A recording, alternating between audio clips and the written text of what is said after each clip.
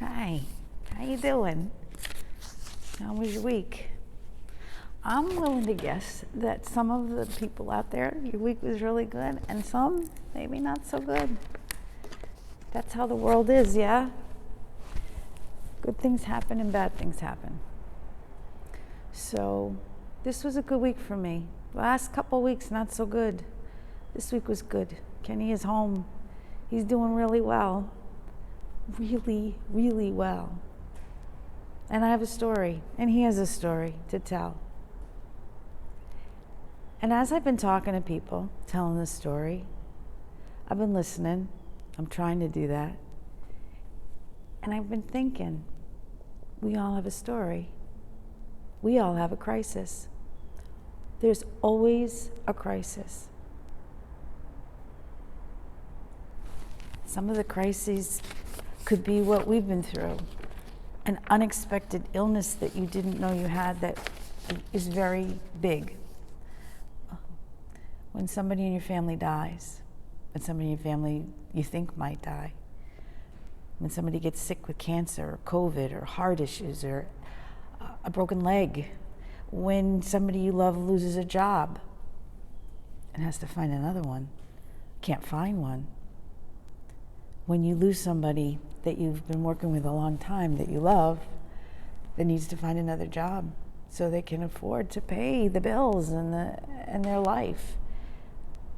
Changes in the workplace, changes at church. When somebody that you've grown to love has to go somewhere else. Like a friend moving away. All kinds of stuff. And everybody goes through it. Sometimes I think, this is really bad. Why are we going through this? And then I realize, we all do. We're all going through stuff. So, what do? How do we help our friends get through the stuff they're getting through? Because you know what?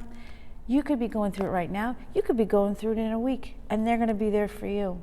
And I know this because I have good friends, and they are there for us.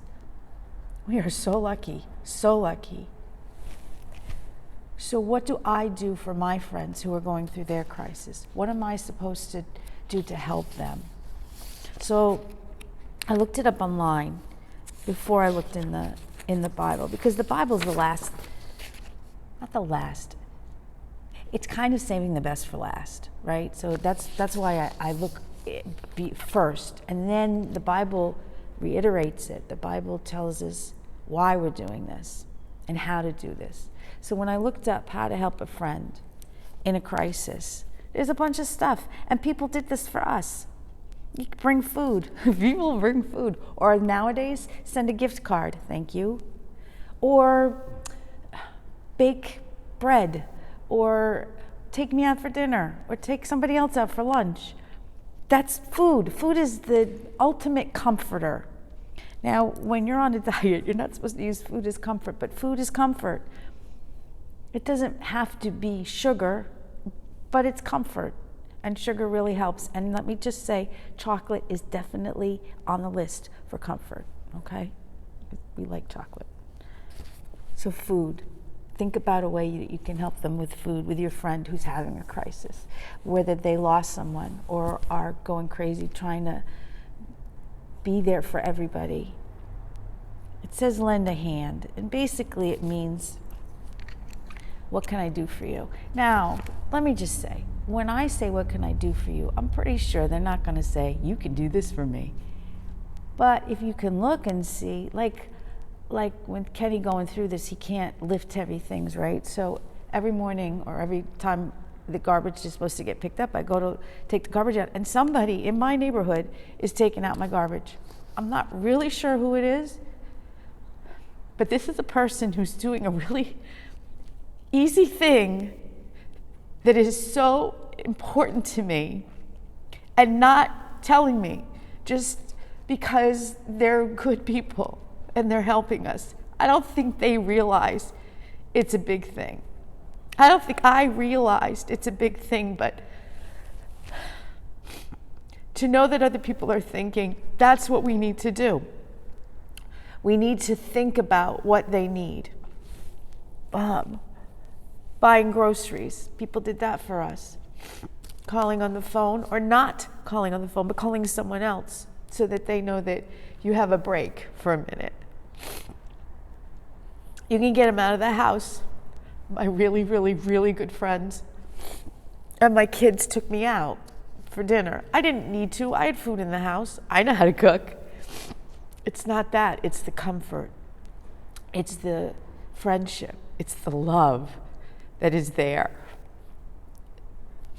Providing an ear. Now that's a big one because, sometimes when you go through something, if you talk about it, it helps.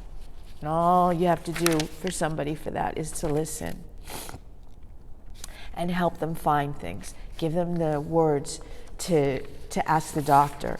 Give them the place to go. Give them a doctor to find. The idea of how to continue on with all of this. And I saw this on the internet and I didn't connect. But just now, when I'm reading it, the reason I'm crying is because this was done for us. This was done for us. And seeing it in writing and remembering it, it's so, so, so important. The Bible gives us a little bit more general ideas. John 15, 12 through 13. This is my command. Love each other as I have loved you. The greatest love a person can show is to die for his friends. Now, I don't think this means die. I think Jesus died. He could do that. But what I do think is that you could change your life for your friends. Meaning, if you have a routine that you like to do, which I do, sometimes you have to stop that routine to help your friends. That's what they're talking about. They're not talking about necessarily actually dying. They're just talking about changing your life so that your friends know that you're there for them and that you give them what they need. Galatians 5:13. My brothers, God has called you to be free, but do not use your freedom as an excuse to do the things that please your sinful self. Serve each other with love. All that means is God gave you free will. God said you do what you need to do. You make your own decisions. And what they're saying is use that power, use that thing that he gave you to take care of other people. Try to put them above what you want to do.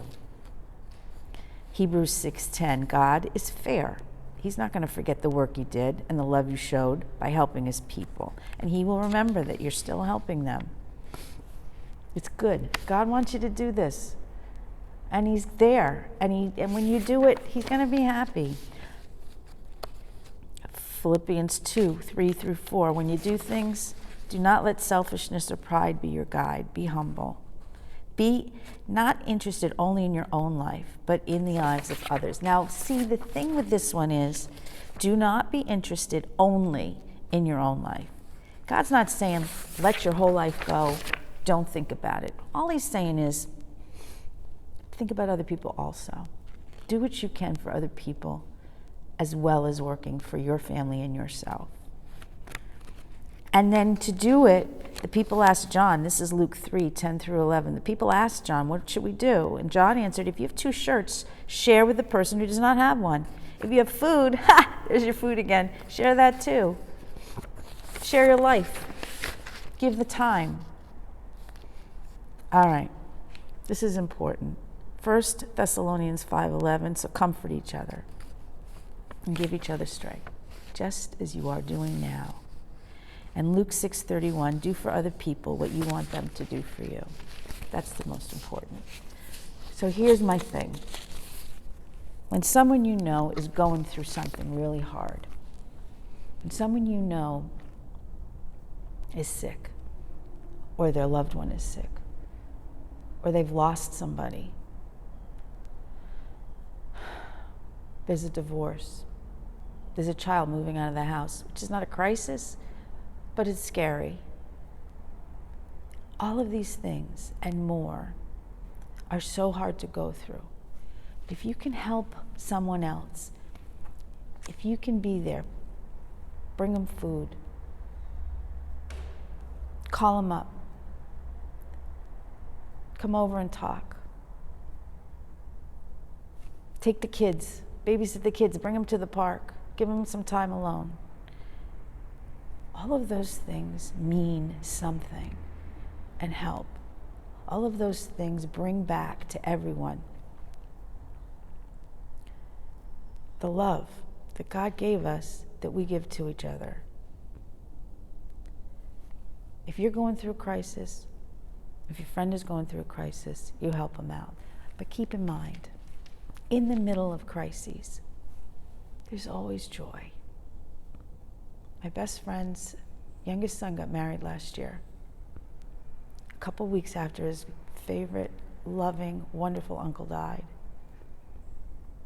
And he got married, and there was joy. We have joy in our lives. There's always something. A new baby. A new baby. A new job. A connection with somebody you haven't seen in a while. There's always joy. And if the joy's not right then, it will come. So, keep in mind, everybody has a crisis. We just have to help them through it. We can do that. And honestly, it doesn't have to be big. If you want to take that garbage can out, you do that. If you want to say hello, you do that. If you want to just send a text and say, I'm thinking about you and praying for you, you do that. Because speaking as a person who has been the recipient of these things, and a family that has been the recipient of these things, you can tell it's important. You can tell it helps. And it brings home how much love there is and how much you are loved and they are loved. Do what you can. And know that God's right there with you. All right? And all of those who have done for us, thank you so much. Because it really, really helps. From the smallest to the largest and everything in between. Thank you. And if you're doing it for someone else, thank you. And if somebody's doing it for you, I feel you. Have a good week. I love you. I miss you. We will be together soon. Take care.